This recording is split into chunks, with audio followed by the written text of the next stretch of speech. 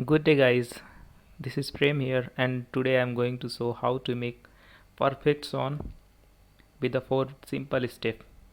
Okay friends, let's begin the video. This is step number 1. Don't break your crema and keep pouring slowly. Let's practice one more time. Should be like this. Keep always pouring slow. This is step number 2. Just create your base by tulip or being tulip. Practice one more time. I am making with the tulip. So let's go for the third step. I am making the neck.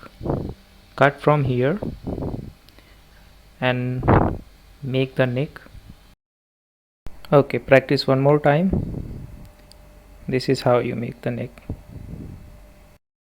Okay guys, this is final step for making the head and finish.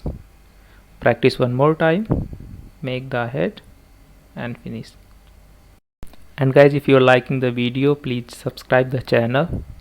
And I'm trying to make one more time, so just keep watching and enjoy it. This is the base. I just make 3 only, and here is one small rosetta. Then side cut, make the neck, head and finish. So that's all in this video. Please subscribe the channel and wait for next video. Thank you so much. Have a good time.